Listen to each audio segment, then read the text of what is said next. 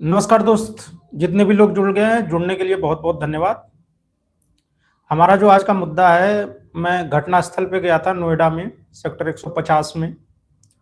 वहां पे जो स्थिति देखी है, ऑलमोस्ट लिटरली प्रशासन को देखकर जो है ना, इतना दुख हो रहा है कि कितने निकम्मे लोग हमारे प्रशासन में बैठे हुए हैं। वो जो जगह है वो ऑलमोस्ट मात्र उसकी जो चौड़ाई है वो मात्र 100 मीटर है, मतलब मात्र 100 मीटर की चौड़ाई है। उसके बाद भी प्रशासन के लोग, और 100 मीटर पे तो वो गिरा नहीं था, ऑलमोस्ट 50-60 की स्पीड थी वहां पे, क्योंकि वहां थोड़ी फ्रंट मतलब बिल्कुल सीधी सीधी है ना वो रोड। तो इस वजह से हो सकता है वो 10-20 मीटर छिटक के गया होगा, निश्चित है। मात्र अगर 20 से 30 मीटर की रस्सी उसके पास आ जाती तो उसको मतलब बहुत ही सेफली, मतलब इतनी बड़ी घटना ही नहीं थी कि कोई किसी की जान चली जाए। और वो पूरा एरिया पूरा संदिग्ध तरीके से इलीगली ऑक्युपाइड है। वहां एटीएस की सोसाइटी सामने बनी हुई है। एटीएस की सोसाइटी मात्र 100 मीटर पे है। इवन अगर वो बच्चा चिल्ला रहा था युवराज, तो मात्र 100 मीटर पे तो यूं ही सुनाई देती है। और अब आप देखेंगे ट्विटर पे विक्टिम सेमिंग शुरू हो गई है, जो कथित अपने आप को राष्ट्रवादी हैं, और लिब्रांडू भी कथित राष्ट्रवादी और लिब्रांडू दोनों गिरोह अब विक्टिम सेमिंग के पीछे पड़ गए हैं। जो राष्ट्रवादी गिरोह है उनका कहना है कि भैया ये तो दारू पी रखा था। अच्छा, दारू पी के एक आदमी डूब रहा है और आप बचा सकते हो इजीली, तो क्या उसको नहीं बचाओगे? अब मेरा आप लोगों से एक सीधा सा सवाल है, क्या दारू पीना इतना बड़ा अपराध हो गया है? अगर उसने दारू पी ली अगर दारू पीना इतना बड़ा अपराध है तो दारू बंद कर दे सरकार। सिंपल सी बात है।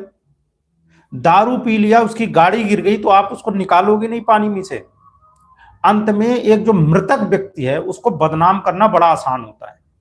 अब जो फुल्ले कुछ हैं, उन्होंने एक फुटेज निकाली है जहां से वो लड़का चला था गुड़गांव की, दोस्तों के साथ जरूर एंजॉय किया होगा, रात में 12 बजे आ रहा है ऑफिस के बाद, थोड़ा बहुत हल्का फुल्का, लेकिन वो बिल्कुल होशो हवास में था। तब ना वो जो है एनडीआरएफ को फोन करता है, एसडीआरएफ को फोन करता है, अपने पिताजी को फोन करके बताता है, मदद मांगता है। इसका मतलब वो होशो हवास में था निश्चित तौर पे।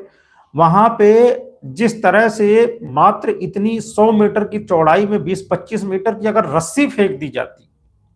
मैंने वहां पे एक चीज और नोटिस करा, वहां पे पोल पे केबल के तार लटक रहे हैं। केबल के तार, ये जो वाईफाई वाले होते हैं, अगर इसको भी इस्तेमाल कर लिया होता। Welcome sir, welcome sir, welcome for joining this channel. तो अगर मात्र उस तार को भी काट कर फेंक दिया गया होता, वो तार भी 50 मीटर का कम से कम होगा, अगर उसको फेंक देते तो भी पानी में उसके सहारे वो चला आता, निश्चित है। लेकिन इन लोगों ने बिल्कुल भी विक्टिम को बचाने का प्रयास ही नहीं हुआ। अगर ये किस तरह का बहाना है भाई? आप एसडीआरएफ में हो, आपकी बहानेबाजी है कि ठंड है? नहीं, ये फ्रोजन वाटर है कोई? बताइए, ये आर्कटिक का फ्रोजन वाटर है जहां आप नहीं जा सकते? ऐसी जगह है, हिमालय की चढ़ाई करनी थी क्या? और अगर 20-25 मीटर आप तैर नहीं सकते तो एसडीआरएफ में क्यों हो गए? तुम रिजाइन करके हटो।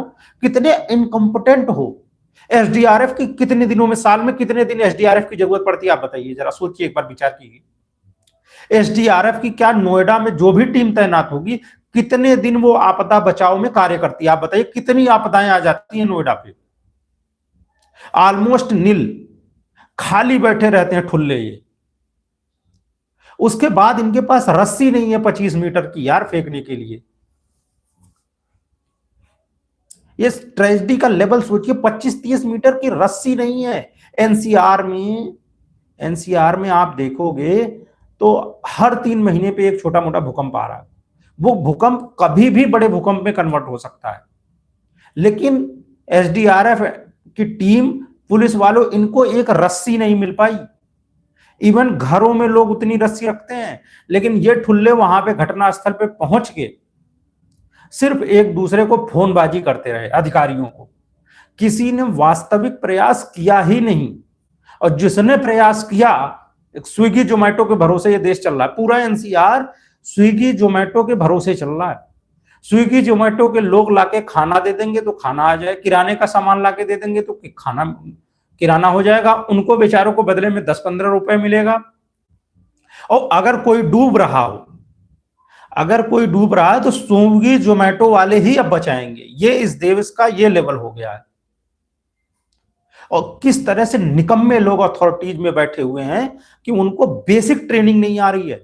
एक तो बुजुर्ग पुलिस वालों को वहां भेजा गया जो वो तैर नहीं सकते, जो यंग है उनको तैरना नहीं आता। और कैसी ट्रेनिंग होती है यार इन पुलिस वालों की, कैसी ट्रेनिंग होती है कि यंग जो पुलिस वाले उनको थोड़ा 20-25 मिनट तैर नहीं सकते। आप बताइए कितनी ट्रेजेडी। वो इतना कम एरिया है, आप कैमरे में फुटेज देखते हो ना तो वो लगता है कि बहुत दूर है। वास्तविक में जो मैक्सिमम चौड़ाई मैं बता रहा हूं, जहां पे वो गड्ढा जो मतलब एक तरह से गड्ढा ही खोद रखा है, वो गड्ढे की जो मैक्सिमम चौड़ाई है वो लेस देन 100 मीटर है। और वो गड्ढा तिरछा है, यानी 100 से कम होता जाता है। अगर सेंटर पे भी मान लिया जाए तो मैक्सिमम 100 मीटर की उसकी चौड़ाई है। और 100 मीटर की चौड़ाई में, अब 100 मीटर की चौड़ाई है तो 50 मीटर पे ही आधा तालाब खत्म हो जाता है। 20 से 25 मीटर दूर वो मात्र गिरा था। तो 25 मीटर की अगर सिर्फ रस्सी फेंक दी जाती 100 मिनट के अंदर तो वो व्यक्ति जीवित होता। इनके पास रस्सी भी 2 घंटे बाद आई है, समझिए, रस्सी भी इनके पास 2 घंटे बाद आई है। इनके पास रस्सी 2 घंटे बाद आई, आप समझिए। सिर्फ 2 लोग, मैं चैलेंज करता हूं, अगर रस्सी हो सिर्फ 2 लोग उसको निकाल सकते हैं। और जिनको तैरना भी ना आता वो पानी में भी नहीं उतरना पड़ेगा। पूछेंगे आप कैसे? क्योंकि वो ट्रायंगुलर शेप में है, ट्रायंगुलर शेप में है। अगर 2 लोग रस्सी को लेकर, एक लेफ्ट एक राइट, सिर्फ दौड़ जाते ना तो भी सेंटर में रस्सी। ये लोग खाली वहां पे सब कोई पहुंच गया था, तमाशा देख रहा था, उसकी मौत का तमाशा देखा जा रहा था वहां। और अब 2 कौड़ी के लोग जो 2-2 5-5 रुपए में ट्वीट करते हैं, वो सोशल मीडिया पे बैठ के बता रहे हैं कि वो बहुत तेज था, वो दारू पी रहा था। सारी जिम्मेदारी विक्टिम के नाम पे डाल दो। चूंकि वो मृत हो चुका है ना, अब वो आप तो बचाव कर नहीं सकता।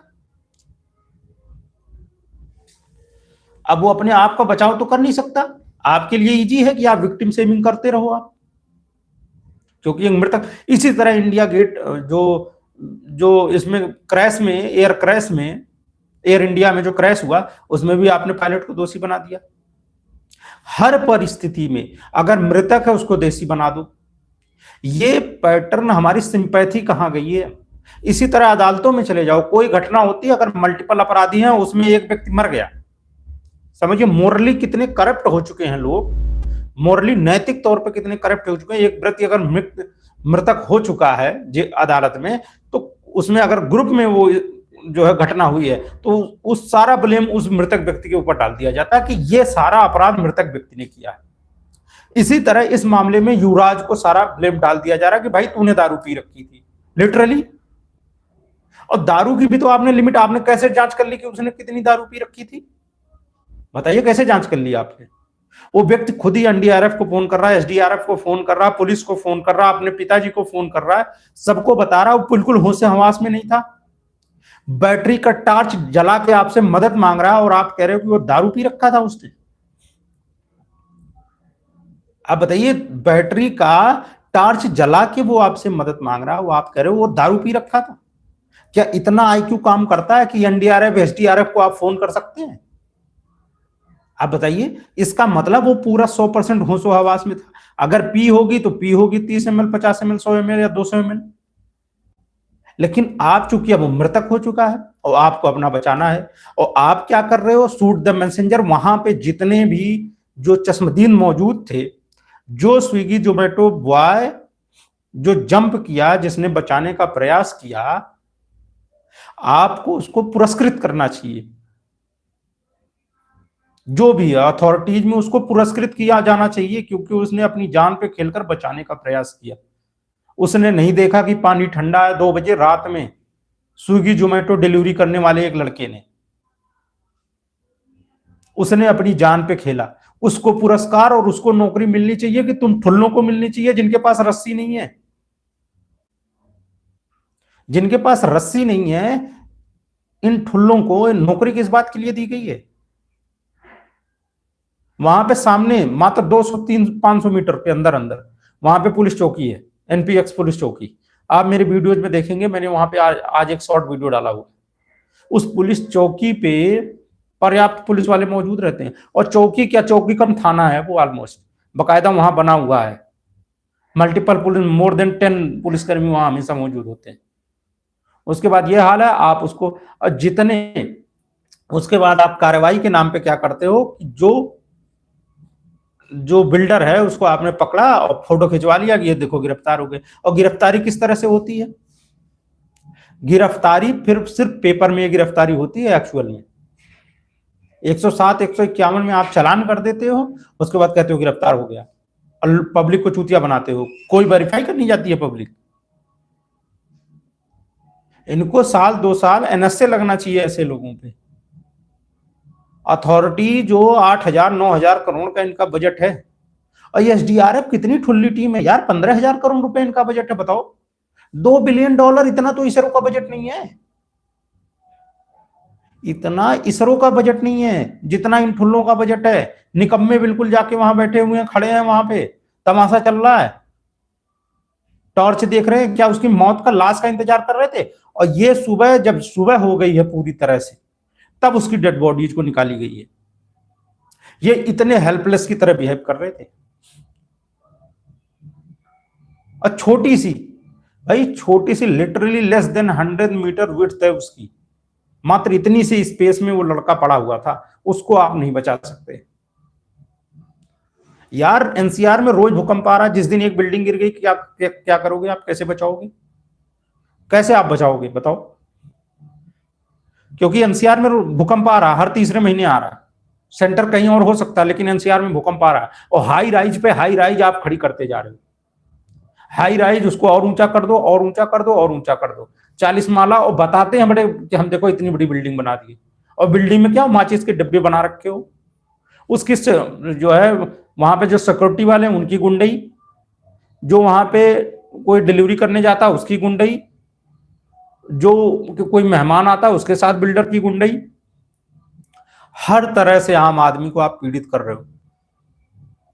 सामने एटीएस का प्लान है, उसका 2 करोड़ 3 करोड़ रुपए एक फ्लैट का लिया जा रहा है। ऐसे 2 करोड़ 3 करोड़ के फ्लैट में रहने वाला बालक सामने वहां मर जाता है, उसको कोई रस्सी तक नहीं फेंक पाता। जस्ट इमेजिन ये किस लेवल की ट्रेजेडी है। और लोग बैठे हुए सुप्रीम कोर्ट के जज, कहना नहीं चाहिए, सुप्रीम कोर्ट में बैठे हुए लोग सुनवाई करते हैं कि कुत्तों को यहां से निकाला जाए या रोका जाए। मैं चीफ जस्टिस ऑफ इंडिया से बस ये कहूंगा, इसका सुमोटो कॉग्निजेंस कब लोगे आप? और कुत्तों को दिल्ली से बाहर निकलने से पहले पहले ये सुनवाई होनी चाहिए, यूट्यूब पे लाइव सुनवाई होनी चाहिए कि वास्तविक में कुत्ता है कौन। पहले कुत्ता को तो आइडेंटिफाई तो करो। अथॉरिटी के लोग हैं या प्रशासन में बैठे हुए जो भी लोग हैं, जो इस मौत के जिम्मेदार हैं, जो इस मर्डर के जिम्मेदार हैं, पहले कुत्ते को डिसाइड किया जाए, उसके बाद कुत्तों को दिल्ली से हटाने की बात होनी चाहिए। उसके बाद वहां जो घटनास्थल की जो जिसने बात बता दी उसको पकड़ के गिरफ्तार कर लो, उसको धमका दो। वहां कोई रिपोर्टिंग करने आता है तो उसको धमका दो। वहां कोई यूट्यूबर आता है उसको धमका दो। 4 लोग वहां खड़े हो जाते हैं उसको भगा दो। ये तुम्हारा लेवल है? सिक्योरिटी गार्ड हो तुम? होम गार्ड हो, मकान के होम गार्ड हो, कि डंडा लेके दिखाते हो कि बस भाग जाओ कुत्तों की तरह?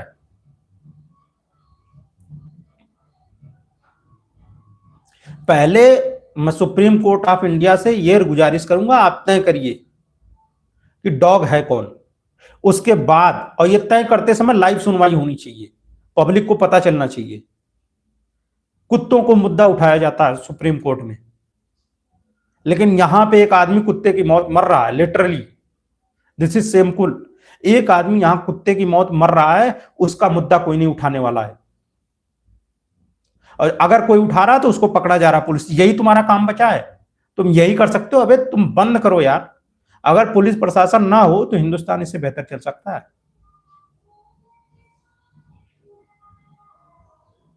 और पूरा एरिया जहां पे वो डूबा उसको मत देखिए, जब आप रोड से पैरेलल आएंगे वो भी इलीगली ऑक्युपाइड एरिया है। अगर वो इलीगली बिना नक्शा पास कराए उसने खुदवाया था तो अथॉरिटी को देखना चाहिए ना, या तो उससे बिल्डर से पेनल्टी लगा के उसको पटवाए या अथॉरिटी खुद करे। लेकिन आप करते क्या हो, अथॉरिटी और बिल्डर की सेटिंग से ये सब होता है। कोई कुछ भी कहता रहे, अथॉरिटी और बिल्डर की आपस में सेटिंग से सब होता है। हिंडन नदी के आसपास के सारे इलाकों को इलीगली बिल्डर कब्जा कर रहे हैं, इलीगली कब्जा करके आम आदमी को चिपकाया जा रहा है भी मोटा पैसा लिया जा रहा है। और मोटा पैसा लेने के बाद वो आदमी पीड़ित होता, आत्महत्या करने की नौबत आती, क्योंकि जब आप एक मिडिल क्लास आदमी मकान या फ्लैट लेने जाता तो अपने जीवन भर की कमाई उस पर लगाता है, फिर आप आत्महत्या करो, आप मर जाओ, बिल्डिंग बीच मझधार में रुक जाए, आपका पैसा फंस जाएगा, क्योंकि आपने तो वैसे ही ऑलरेडी ईएमआई करवा रखी है। तो जब ईएमआई आपने ऑलरेडी करवा रखी है तो आप तो फंस गए, आप तो पैसा दे चुके, अब आपको आपकी फ्लैट मिलना नहीं है। और जब कल को अगर किसी को मिल गया फ्लैट तो बाद में पता चला इलीगली ऑक्युपाइड लैंड है, तो आप भागे भागे कोर्ट जाते हो। मुझे समझ में नहीं आता रजिस्ट्री कैसे हो जाती है इलीगली ऑक्युपाइड लैंड की, आप बताइए। जियो टैगिंग नहीं होनी चाहिए उसकी? आप रजिस्ट्री आप कर रहे हो ना, रजिस्ट्री आप कर रहे हो, टैक्स के पैसे आप वसूल रहे हो, सब कुछ ले रहे हो, इसको वेरीफाई कौन करेगा? आप ही करोगे ना। हम करेंगे, लेकिन सबसे उच्च दर्जे पे बैठी हुई अथॉरिटी तो आप हो। आपने अगर रजिस्ट्री कर दी तो आप दो, आप भरो, क्योंकि हमने तो आपको टैक्स भरा है। और अगर इलीगल या अनफेयर डॉक्यूमेंट है तो आप उसको रोको, रजिस्ट्री के समय रोको आप, कि आम आदमी का पैसे का नुकसान ना हो। अब वहां पे गिद्धों की तरह पूरी राजनीति शुरू हो गई है। कल राहुल गांधी जी आ रहे हैं, योगी आदित्यनाथ जी आ रहे हैं, अखिलेश जी आ रहे हैं, ये चल रहा है। लेकिन मुझे नहीं समझ पा रहा उसके पैरेलल तो कितने सारे वहां पे रास्ते हैं, जो हर जगह की वही स्थिति है। कहीं पे रिफ्लेक्टर लगा है, कहीं पे स्पीड ब्रेकर लगे हैं, स्पीड ब्रेकर हैं तो उस पर कुछ रिफ्लेक्टर लगा है, नहीं कहीं कुछ भी नहीं है।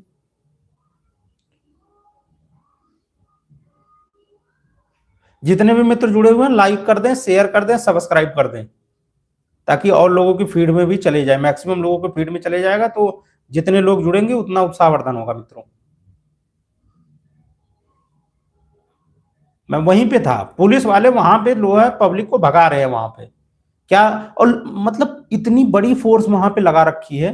हाय, बिल्कुल वेलकम सर, लाल सिंह सर, नमस्कार सर, कोई सवाल हो तो पूछिएगा। वहां पे जो लोग आ रहे हैं रिपोर्टिंग करने के लिए, हाँ बिल्कुल, भ्रष्टाचार की सजा, यही तो समस्या है, प्रॉब्लम। भ्रष्टाचार होता ही इसी के लिए है, क्योंकि सजा तय नहीं है, खड़े खड़े जमानत हो रही है। उस जिस बिल्डर के साथ फोटो खिंचवाई जा रही है और वो भी मास्क में लगा के, भाई खिंचवा किसके लिए रह रहे हो? बिल्डर को मास्क लगा के फोटो खिंचवाई जा रही है कि उसकी गरिमा को ठेस ना पहुंचे, और आप इनसे अपेक्षा करते हो कि वहां घर जमाई की तरह। भैया वेलकम वेलकम सर, जुड़ने के लिए बहुत बहुत धन्यवाद सर। जितने भी मित्र जुड़े हुए हाइप कर दो, एक बार लाइक कर दो, ताकि और लोगों के फीड में भी चला जाए। वहां पे सिर्फ टारगेट किया जा रहा है, सेमिंग, अब विक्टिम सेमिंग शुरू हो गई है। अभी देखो ये 2-4 दिन चलेगा, और मीडिया से एक लिमिट के बाद तो उधर ही जाना है, उसकी कोई वास्तविक में बात करने वाला। अब बारी बारी नेतागिरी करने आएंगे लोग, और जो विक्टिम, जो एक्चुअल मुद्दा है भारत में, हिंदुस्तान में होता यही है। सर देख रहा हूं सर, आप हमारे सब्सक्राइबर है, हो सकता है मैं आपको जानता भी हूं, इट मे बी। बाकी अब यहाँ पे सब्सक्राइबर हो आप, हमारे ट्विटर अकाउंट को फॉलो कर लीजिए, SS24 डिजिटल को, वहां के थ्रू हम बातचीत कर लेंगे। अब यहां से तो पूरी प्रोफाइल भी नहीं दिखती।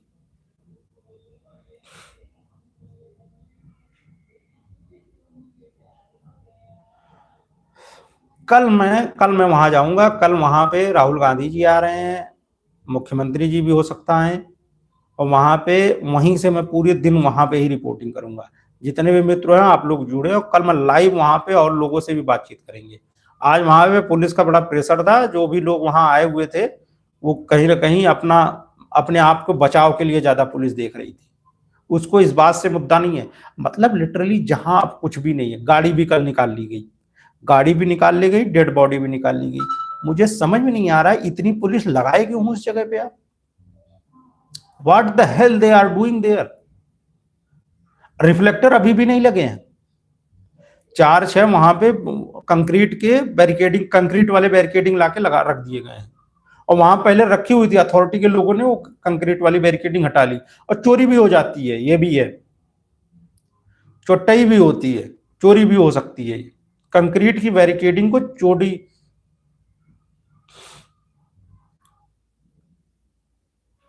भैया नोएडा की बात हो रही है, नोएडा की, नोएडा सेक्टर 150 की बात हो रही है।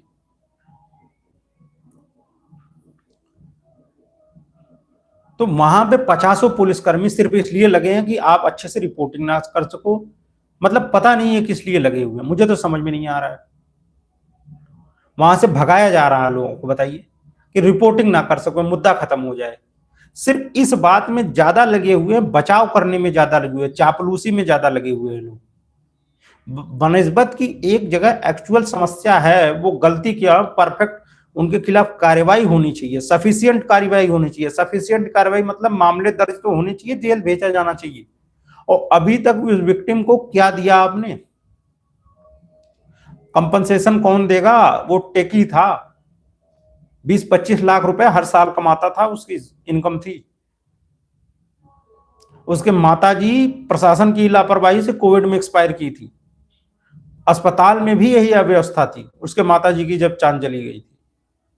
अब उसी अव्यवस्था, आप उसको कुछ भी कहते रहिए, मैं कभी नहीं मानता। अगर ये एक व्यक्ति मृतक हो गया, नाउ इट्स आवर ड्यूटी, अब हमारी ड्यूटी है कि उसको न्याय मिले। वो तो अलाइव ही नहीं ना अपना पक्ष रखने के लिए, तो उसका पक्ष कौन रखेगा? हम रखेंगे, आप रखेंगे, इस देश के सिटीजन रखेंगे, क्योंकि वो भी इस देश का सिटीजन था, और इस 25-27 साल की उम्र में मरना डिजर्व नहीं करता था। टैक्स पेयर था, वो एक जिम्मेदार टैक्स पेयर था। सिर्फ ले दे के आप ये निकल आए कि उसने दारू पी ली थी। दारू पी लेगी, आपके फैमिली में बहुत कोई दारू पीता होगा, तो क्या आप चाहते हो ऐसे मर जाए रोड पे? बताओ आप।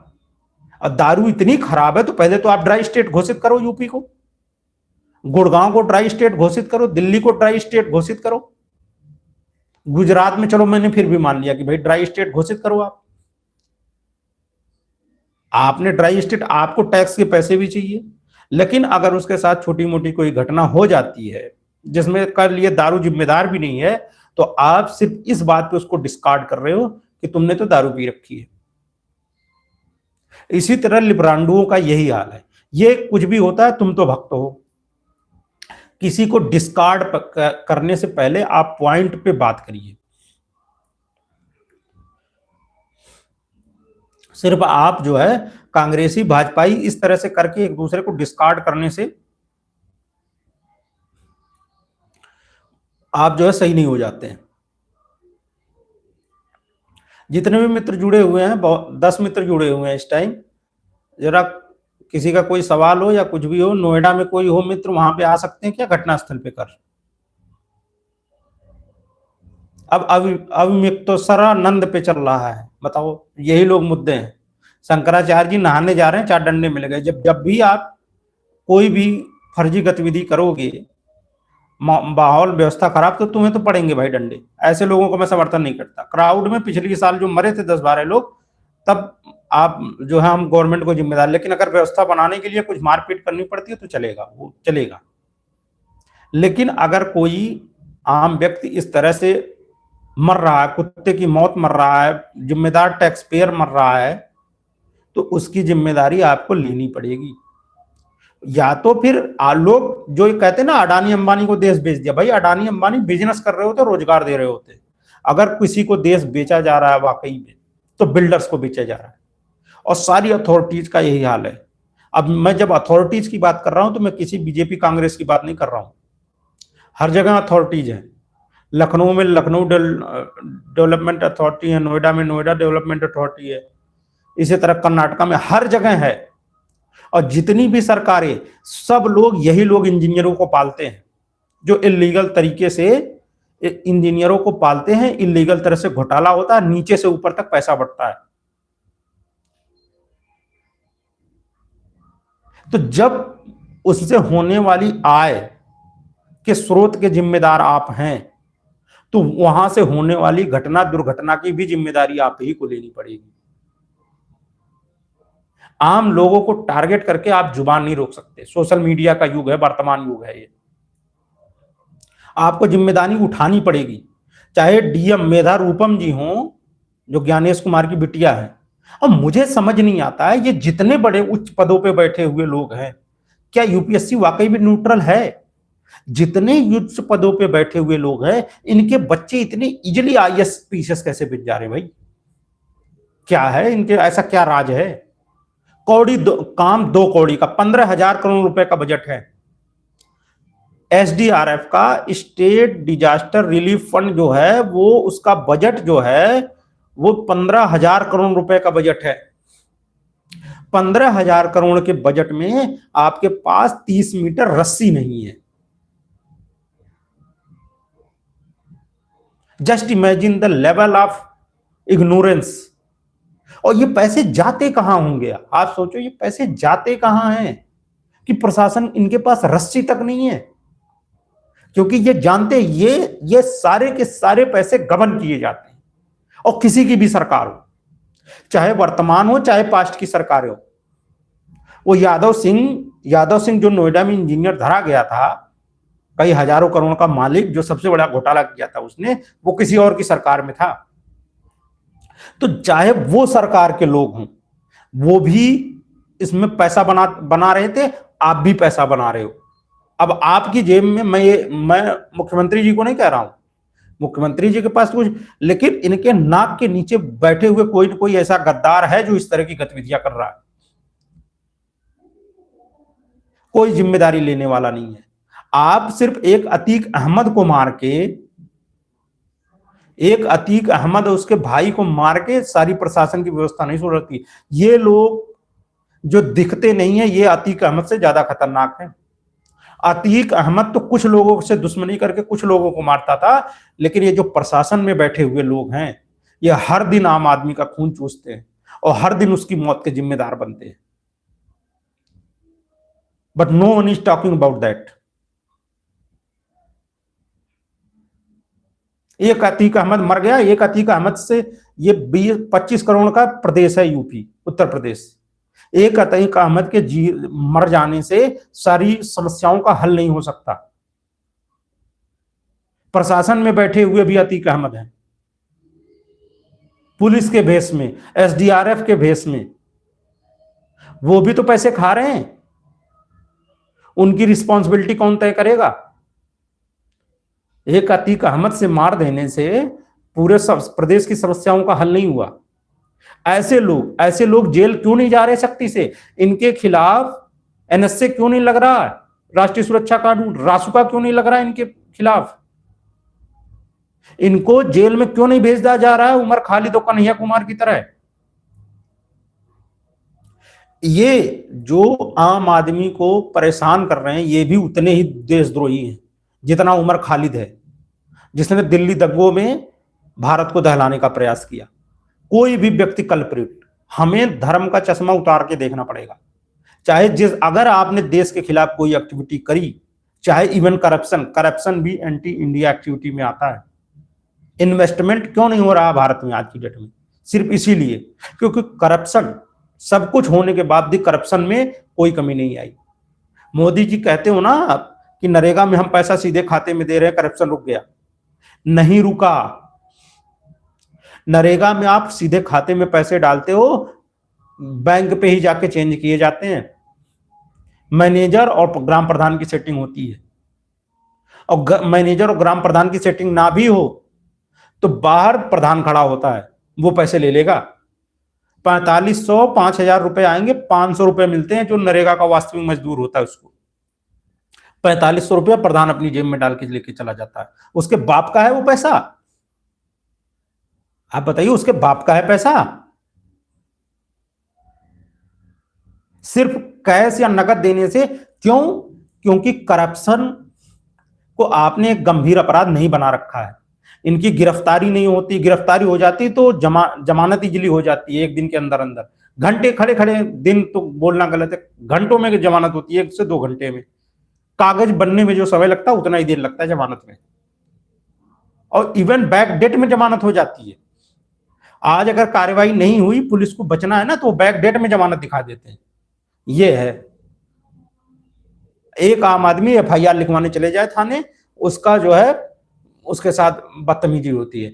एक आम आदमी अपनी गाड़ी चोरी का एफआईआर लिखवाने चला जाए, उसको तमाचों से थाने में मारा जा रहा है। ये स्तर है हमारे आम लोगों का।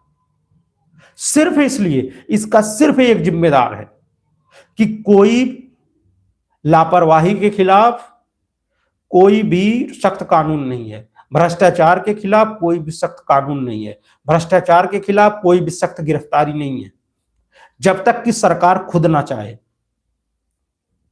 अधिकारियों को पता है उनके खिलाफ ज्यादा से ज्यादा क्या हो जाएगा, तो जब उनको पता है कि ज्यादा से ज्यादा मैं सस्पेंड हो जाऊंगा 1 महीने के लिए, 1 महीने बाद ये जितने अधिकारी सस्पेंड, जो सीईओ सस्पेंड हुआ है ना, ये 50,000 रुपए देगा अपने जो सीनियर अधिकारी है। आई एम सॉरी, बट हो सकता है डीएम को ही दे। 50,000, 1 लाख, जितना बड़ा पद उसी हिसाब का रेट होता है। 10,000 से शुरू होता है, आप समझ लो। बहुत बड़ा पद है तो हो सकता है 1,00,000-2 लाख देना पड़े। 1,00,000-2 लाख देगा, महीने बाद फिर से वो अपनी ड्यूटी करेगा, प्राय जैसे उसकी ड्यूटी चलती थी। कोई मामला नहीं, सारे मामले खत्म, कटपिट खत्म। युवराज तुम गए तो गए, ये है। और अथॉरिटी के पास रस्सी के पैसे नहीं है, और अभी चेक करोगे ना तो हजारों रुपए को समोसे, लाखों रुपए के समोसे खा गए होंगे ये ऑफिस में, चाय पी गए होंगे लाखों रुपए के, और रस्सी नहीं है इनके पास। सिर्फ वहां से फोनबाजी चलती रही, पुलिस उसको फोन कर रही, वो उसको फोन कर रहा, वो उसको फोन कर रहा। जो आ गए हैं सैकड़ों लोग, वहां पे पहुंचने के बावजूद कोई पानी में उतरने को तैयार नहीं है, किसी के पास रस्सी नहीं है। अब बहाना दिया जा रहा है सरिया है उसके अंदर, सरिया है, सरिया पे जंप करना होता है। जब आप पानी में, स्टिल वाटर में कुछ भी है तो उसके सहारे आप चलते हो क्या? क्या है, सरिया है तो क्या हो जाता? बताओ, समझाओ। पानी में सरिया का क्या मतलब? कूद रहे हो क्या तुम? ऊपर से कूद रहे हो, कहीं से पहाड़ से कूद रहे हो, छलांग लगा रहे हो वहां पे?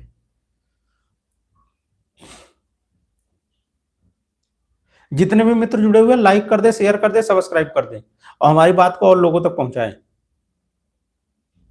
जितने भी मित्र जुड़े भाई, सब्सक्राइब कर लो। आप लोग सब लोग देखते हो, सब्सक्राइब बटन नहीं दबा रहे हो, सब्सक्राइबर नहीं बढ़ रहे हैं। कम से कम 1,000 लोग तो हो जाओ, कि ताकि 1 के जब हो जाता है ना, तो सब्सक्राइबर भी जल्दी जल्दी सब्सक्राइब करता है। अब वो कम नंबर होने की वजह से लोग सोचते हैं, अरे भैया इनके पास तो मात्र 300 लोग हैं, तो क्या सब्सक्राइब करूं मैं? ऐसा मत कीजिए, आप लोग सब्सक्राइब कीजिए, जितने भी मित्र जुड़े हैं। मैं तो कल तो देख रहा था, मैं तो फिर भी राजनीति के टॉपिक में बात कर रहा हूं, मैं तो देखता हूँ रात में 2 बजे भिखारी खड़े हैं, पाकिस्तान के भिखारी हैं, और उनके पे 70 लाइक है, और 200 लोग उनको लाइव देख रहे हैं, और 2500 लोग उस पर कमेंट कर रहे हैं। मतलब भीख मांग रहा, उसने अपना स्कैनर लगा रखा, कह रहा भैया बस 1 रुपए डाल दो। इन भिखारियों के लिए सैकड़ों लोग इनको देखने वाले हैं, लेकिन मैं किसी मुद्दे पे बात कर रहा हूं तो आप लोग लाइक नहीं करते हो, शेयर नहीं करते हो, सब्सक्राइब नहीं करते हो। मैं तो चंदा मांगता ही नहीं भाई।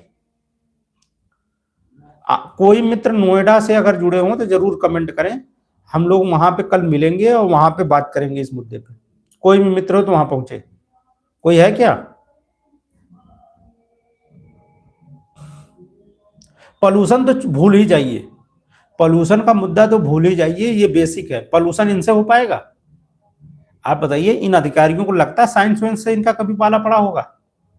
ये दिल्ली का पॉल्यूशन का जिम्मेदार कभी मथुरा को बताते हैं, कभी आगरा को बताते हैं, कभी हरियाणा को बताते हैं, कभी पंजाब को बताते हैं।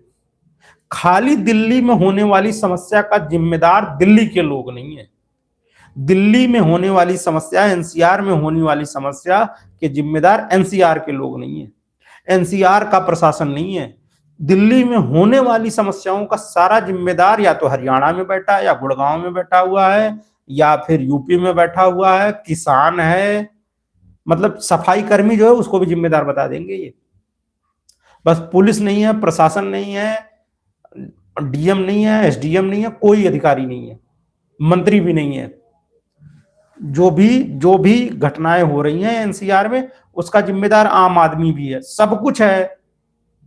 लेकिन सिर्फ दिल्ली की अथॉरिटीज, एनसीआर की अथॉरिटी जिम्मेदार नहीं है। चाहे आप रोड पे मरो, चाहे पुल पे गिर के मरो, कैसे भी मरो। दारू पी के बेवड़े, अभी आपने देखा होगा बेवड़े दारू पी के महिंद्रा थार को फ्लाईओवर के ऊपर ऐसे ऐसे घुमा रहे हैं और गाने बजा रहे हैं वहां पे। और कार्रवाई के नाम पे क्या होती है? चालान हो गया, चालान इनफ। जब सामने वाला मर जाता तो आप क्या चार्ज लगाओगे बताओ? 302 लगाओगे? आप नहीं लगाओगे। आप लगाओगे रोड एक्सीडेंट हुआ। रोड एक्सीडेंट वही उसमें जिसमें खड़े खड़े जमानत मिलती है। इसमें क्रिमिनल निग्लिजेंस का मामला है। ये क्रिमिनल निग्लिजेंस है जिस तरह से वो बालक मरा है। मतलब बिल्कुल स्ट्रेट रोड मरीन ड्राइव बना रखे हो आप, और एंड नहीं है उसका। कोई एंड कहाँ है? वहां पानी है, वहां झील है, वहां नाला है, वहां गिर जाओ मर जाओ तुम। सामने 2 करोड़ के फ्लैट बिक रहे हैं और मोटा पैसा ले रहा है प्रशासन। मतलब किसी को भी आप जिम्मेदार मत बोलिए। और उसके बाद अगर कोई व्यक्ति, कोई चश्मदीद आके किसी ने हिम्मत किया, उस बालक को अभी तक क्या इनाम दिया आपने? कुछ नहीं दिया। वो गरीब गरीबी में मर जाएगा। लेकिन निकम्मे एसडीआरएफ के अफसर तुमको हर महीने उनको सैलरी देते हो। एक दिन कभी देर करके देखो ना, तुरंत आ जाएंगे ये मांगने, ये देखो हमारे साथ ये हो रहा है। और इनको ना 100 मीटर की, ना इनके पास 30 मीटर की रस्सी है, ना ये 30 मीटर तैर सकते हैं।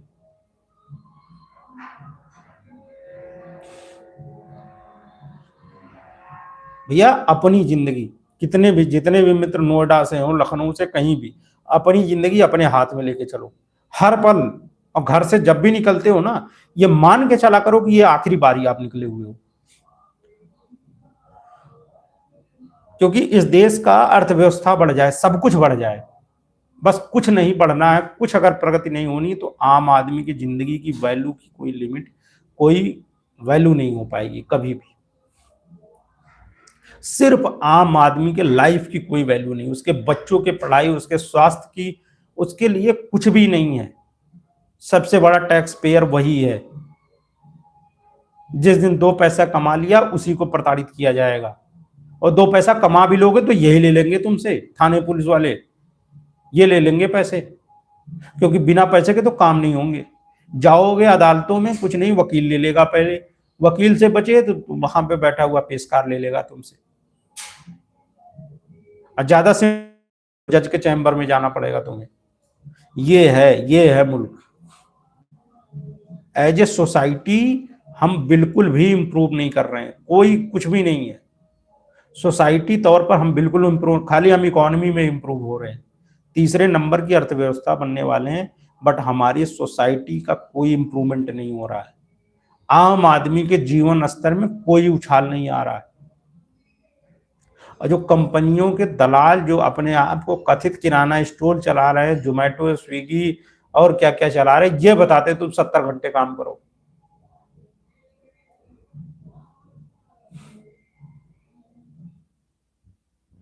जितने भी मित्र जुड़ने के लिए आप सभी लोगों का बहुत बहुत धन्यवाद। उम्मीद है कल आप लोग जुड़ेंगे। मैं जो है घटनास्थल पे जाऊंगा, वहां से मैं रिपोर्टिंग करूंगा।